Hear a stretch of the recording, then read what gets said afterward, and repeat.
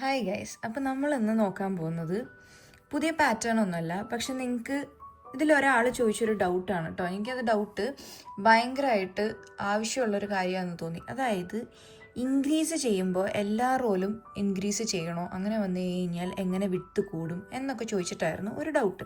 അപ്പോൾ കുറച്ചും കൂടി ഡെപ്തുള്ളൊരു ഡൗട്ടായിട്ട് എനിക്ക് തോന്നി. അപ്പോൾ നമ്മൾ നോർമലി ഇൻക്രീസും ഡിക്രീസും ചെയ്യുന്നത് ഒന്നെങ്കിൽ ഒരു സ്ട്രെയിറ്റ് പാനലിൽ അല്ലെങ്കിൽ ഇതുപോലെ ഒരു സർക്കിളിൽ, ഇങ്ങനെ രണ്ട് സ്ഥലത്താണ് നമുക്ക് ചെയ്യാൻ പറ്റുക. അപ്പോൾ ഇത് ഞാൻ വളരെ കൃത്യമായിട്ട് ഇൻക്രീസ് ചെയ്തിട്ട്, അതായത് എല്ലാ റോയും ഇൻക്രീസ് ചെയ്തൊരു പാറ്റേൺ അല്ല, അതുകൊണ്ടാണ് ഇതിങ്ങനെ ഫ്ലാറ്റ് ആയിട്ടിരിക്കുന്നത്. അപ്പോൾ എനിക്ക് പറയാനുള്ളത് എന്താണെന്ന് വെച്ച് കഴിഞ്ഞാൽ, നമ്മൾ ഇൻക്രീസ് ചെയ്യുമ്പോൾ എല്ലാ റോയിലും എല്ലാ ചെയിനിലും ഇൻക്രീസ് ചെയ്ത് കഴിഞ്ഞാൽ ഇതുപോലൊരു ഫ്ലാറ്റ് സർഫേസ് കിട്ടത്തില്ല. അപ്പം നമ്മുടെ ആവശ്യം അനുസരിച്ചിട്ടാണ് നമുക്ക് ഇൻക്രീസ് എത്രണ്ണം വേണ്ടത് എന്ന് തീരുമാനിക്കുന്നത്. ഓക്കെ, അപ്പോൾ ഇപ്പോൾ ഒരു സർക്കിൾ എടുക്കുകയാണെന്നുണ്ടെങ്കിൽ, ഒരു മാജിക് സർക്കിൾ ഇട്ടൊരു സർക്കിൾ എടുക്കുകയാണെന്നുണ്ടെങ്കിൽ ഫ്ലാറ്റ് ആയിട്ട് വരണമെന്നുണ്ടെങ്കിൽ നമ്മൾ അതിനനുസരിച്ച് കറക്റ്റ് പ്രപ്പോർഷനിൽ ഇൻക്രീസ് ചെയ്ത് പോയാലാണ് നമുക്ക് ഈ ഒരു ഫ്ലാറ്റ് സർഫേസ് വരത്തുള്ളൂ. ഇനിയിപ്പോൾ നിങ്ങൾക്ക് ഇത് കറക്റ്റ് പ്രപ്പോർഷൻ അല്ല, കൂടുതൽ ഇൻക്രീസ് ഇട്ടു എന്ന് വിചാരിക്കും.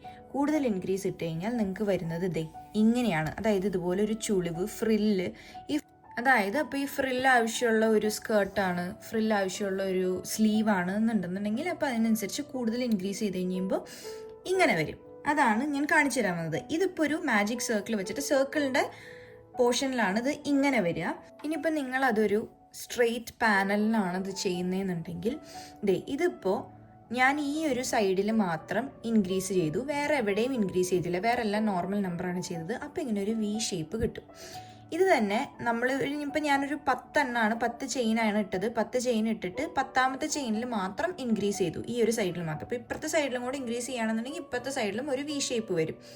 അങ്ങനെയാണ് നോർമലി സ്ട്രെയിറ്റ് പാനൽസിൽ. അപ്പോൾ ഇതൊക്കെ ചെയ്യുന്നത് എന്തിനാണെന്ന് വെച്ച് കഴിഞ്ഞാൽ നമുക്കൊരു നെക്കിന് വി ഷേപ്പ് കിട്ടാൻ വേണ്ടിയിട്ട്, ഡ്രസ്സിൻ്റെ കാര്യത്തിലാട്ടോ ഞാൻ പറയുന്നത്, അതിനൊക്കെ വേണ്ടിയിട്ടാണ് ഈ ഒരു ഷേപ്പിങ് ഇൻക്രീസസ് ചെയ്യുന്നത്. അതേസമയം നിങ്ങൾ ഈ സ്ട്രെയിറ്റ് പാനലിൻ്റെ നെക്സ്റ്റ് ഇതിൽ ഫുള്ള് ഇൻക്രീസ് ചെയ്യാമെന്ന് വിചാരിക്കും. അപ്പം നിങ്ങൾക്ക് വരിക ഇങ്ങനെയാണ്. ഇതൊരു സെമി സർക്കിൾ പോലെ ആയി വരും. പിന്നെ ഇൻക്രീസ് ചെയ്ത് കഴിഞ്ഞാൽ ഇതിങ്ങനെ ഒരു സെമി സർക്കിൾ, ഒരു റെയിൻബോ ഫോം ചെയ്യാൻ വേണ്ടിയിട്ട് നിങ്ങൾക്ക് ഒരു സ്ട്രെയിറ്റ് പാനലിൽ എല്ലാ ഇതിലും ഇൻക്രീസ് ചെയ്ത് പോവാം. ഇപ്പോൾ റെയിൻബോ ആണ് ഉണ്ടാക്കുന്നത് അല്ലെങ്കിൽ ഒരു സെമി സർക്കിളിൻ്റെ എന്തെങ്കിലും ആണ് വേണ്ടതെന്നുണ്ടെങ്കിൽ നിങ്ങൾക്ക് അങ്ങനെ ചെയ്യാം.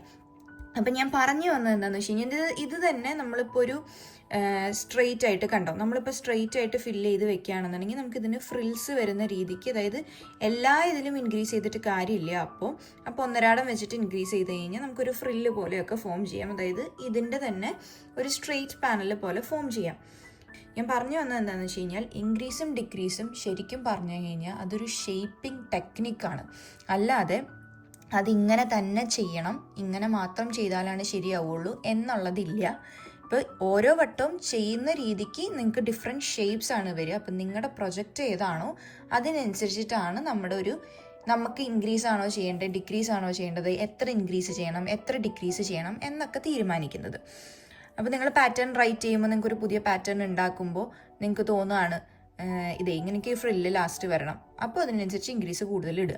അപ്പോൾ അങ്ങനെയാണ് നമ്മൾ ഒരു പ്രൊജക്റ്റിനനുസരിച്ചിട്ടാണ് ഇതിലെല്ലാത്തിലും ചേഞ്ച് വരിക. അപ്പോൾ അത് പറഞ്ഞു തരേണ്ടത് ആവശ്യമാണെന്ന് തോന്നി.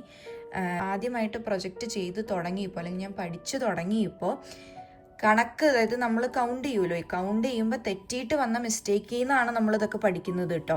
അല്ലാതെ ഫസ്റ്റ് തന്നെ നമ്മളെല്ലാവരും ഇത് പഠിച്ചിട്ടല്ല വരുന്നത്. അപ്പോൾ ഇത് തെറ്റി ഇങ്ങനെ വന്നു, ഫ്രില്ല് വന്നു, അല്ലെങ്കിൽ കറക്റ്റ് റൗണ്ട് വന്നില്ല, കറക്റ്റ് ഷേപ്പ് വന്നില്ല എന്നൊന്നും വിചാരിച്ച് നിങ്ങൾ ടെൻഷൻ ആവണ്ട. അത് എല്ലാവർക്കും വരുന്നൊരു മിസ്റ്റേക്കാണ്.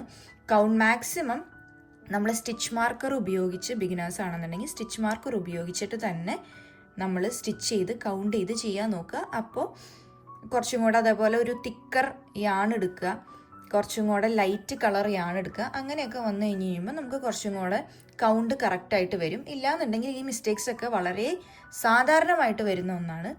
അപ്പോൾ അങ്ങനെയാണ് ഇൻക്രീസും ഡിക്രീസും. ഇതിനെക്കുറിച്ച് കൂടുതൽ ഡീറ്റെയിൽസ്, ഇതുപോലത്തെ ജെന്യുവൻ കമൻസ് ഒക്കെ വരാണെന്നുണ്ടെങ്കിൽ ഞാനത് മാക്സിമം ഇതേപോലെ വീഡിയോ ആയിട്ട് ആൻസർ ചെയ്യാൻ നോക്കാം. അപ്പോൾ താങ്ക്സ് ഫോർ വാച്ചിങ്. നമുക്ക് അടുത്തതിൽ പിന്നെയും കാണാം.